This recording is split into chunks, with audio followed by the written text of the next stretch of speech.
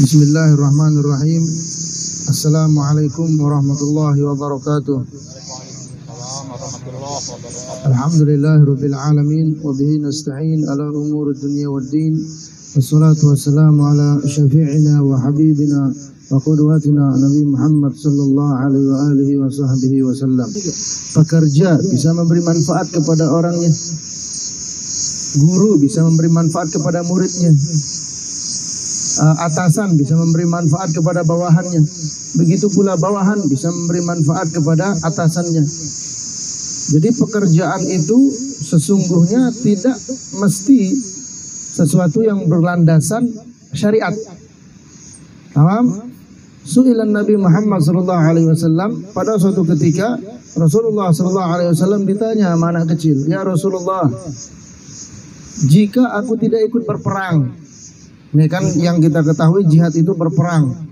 Tapi ada yang bertanya kepada Rasulullah, "Ya Rasulullah, jika aku tidak ikut perang, aku hanya berdagang saja. Dan uangnya itu nanti aku berikan kepada orang tuaku. Rezeki yang aku dapat, aku akan berikan kepada orang tuaku. Bisa enggak aku mendapatkan pahala jihad kalau seperti itu?" Apa kata Rasulullah sallallahu alaihi wasallam?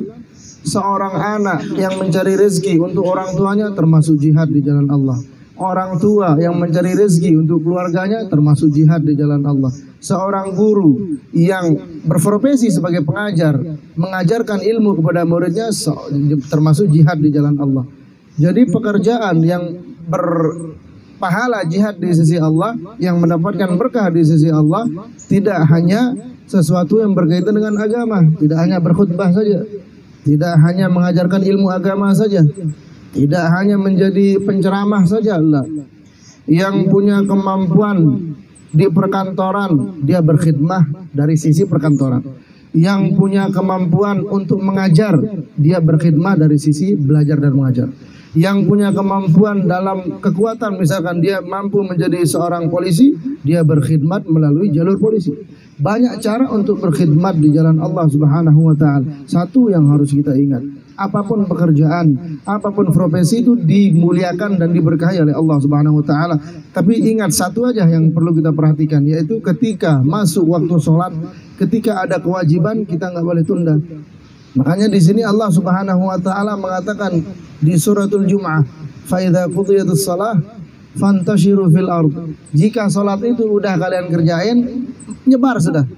Pencar di seluruh penjuru dunia, cari rezeki, cari kebaikan di sana. Jadi di sini kita pahami bahwasanya yang pertama yang harus ditunaikan adalah sholat. Bukan berarti sholat dulu baru kerja, tidak. Kerja dulu. Ketika datang waktu sholat, sholat. Nah, dan sholat di sini tidak mesti kita harus ke masjid agung, ke masjid besar, tidak. Kita di kantor, sholatnya di kantor berjamaah kalau ada waktu berjamaah. Nah, jadi ketika datang panggilan Allah nggak lama, cuma 5 menit aja. Mungkin cuma 4 menit malahan. Nah, di sana kita harus penuhi panggilan itu. Setelah itu kerja. Di sela-sela sibuk, ketika kita sibuk untuk bekerja, itu dihormati oleh Allah Subhanahu wa ta'ala.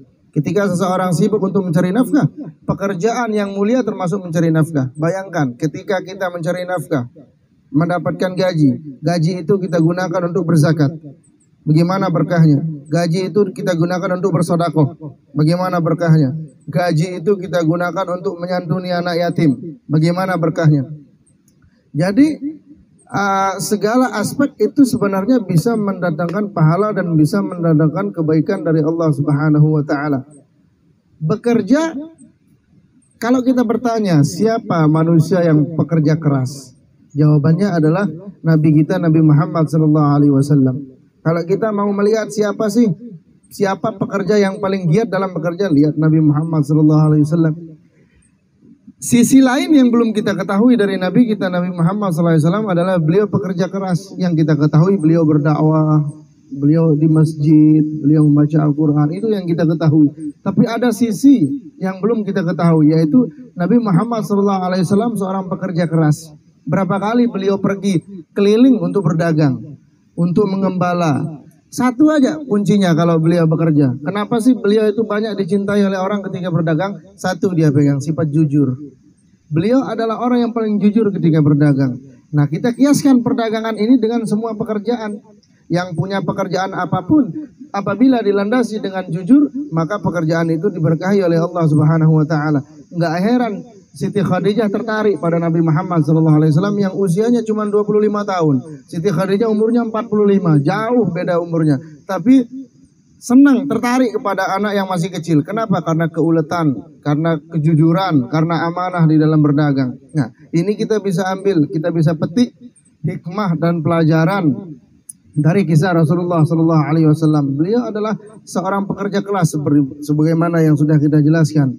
Nah, sekarang ketika kita bekerja, bekerjalah dengan pekerjaan yang baik. Ketika kita melakukan sesuatu yang berkaitan dengan pekerjaan, libatkan Nabi Muhammad SAW, libatkan doa. Ya Allah, aku niat. Libatkan niat juga sebelum bekerja. Apa niat kita untuk bekerja? Apakah hanya untuk mencari materi misalkan? Apakah untuk mencari keridhaan Allah? Bekerja itu ada dua buahnya. Yang pertama materi, ini udah pasti didapatin sama semua pekerja. Yang kedua keberkahan dari Allah Subhanahu wa taala. Inilah maksud Allah Subhanahu wa taala memuliakan para pekerja. Pekerja apa aja dimuliakan oleh Allah Subhanahu wa taala karena akan mendapatkan berkah. Orang yang diam di rumah enggak bekerja dengan orang yang selalu keluar rumah bekerja mencari rezeki itu jauh bedanya, jauh derajatnya di sisi Allah Subhanahu wa taala. Orang yang sering bekerja, orang yang keluar bekerja demi menghidupi anaknya, mencari rezeki, mencari keberkahan, itu jauh lebih mulia di sisi Allah daripada orang yang nganggur diam di rumah. Nah, jauh-jauh pahalanya. Apapun pekerjaannya asalkan itu mendatangkan rezeki yang halal, dimuliakan oleh Allah Subhanahu wa taala. Allah Subhanahu wa taala mengatakan di dalam surat An-Naba, "Waja'alna laila waja'alna an-nahara ma'asha." Dan kami jadikan siang itu tempat hidup, tempat bekerja, tempat mencari lapangan pekerjaan, tempat mencari ridha Allah. Siang tempat menuntut ilmu, malam kita ibadah. Nah, itu cara baiknya. Naam, sebagian orang mengatakan kalau saya kebanyakan kerja nggak ada waktu ibadah. Benar juga, tapi ada salahnya.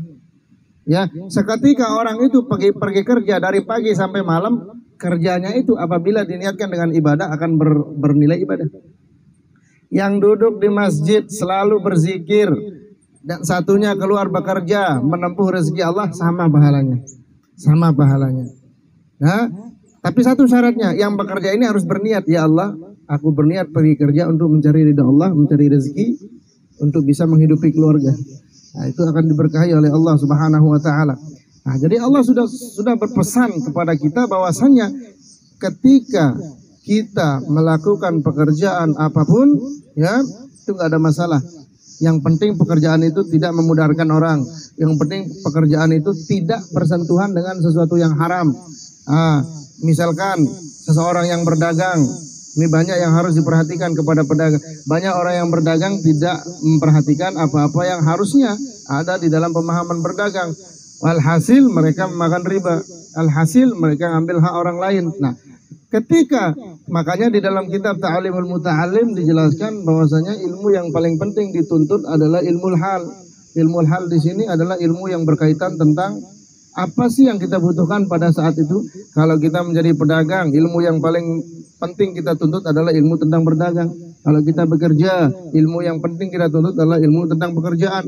Kan kalau kerja itu ada peraturannya, ada tata tertibnya, ada waktunya. Nah, itulah ilmu halnya kita.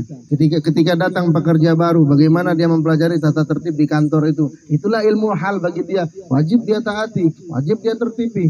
Nah, makanya ketika seseorang sudah tertib, ikhlas dalam bekerja, itu akan diberkahi oleh Allah Subhanahu wa taala. Semoga dengan niat kita bekerja termasuk dalam hamba-hamba yang diberkahi oleh Allah Subhanahu wa taala. Intinya satu aja, jujur, amanah. Ya, ketika waktu kerja, ketika tidak kerja, ketika libur, ketika dawam. Nah, dawam di sini maksudnya waktu lembur misalkan. Nah, jadi ketika ada panggilan Allah, kita tunaikan panggilan Allah. Ketika datang bulan Rabiul Awal yang baru saja kita lewati, selalu berselawat kepada Rasulullah SAW. Karena selawat ini kunci.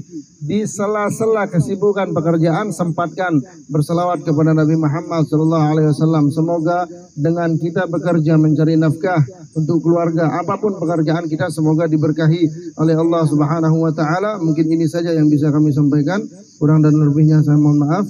Allahul muwaffiqul hadi ila sabilir rasyad. Assalamualaikum warahmatullahi wabarakatuh.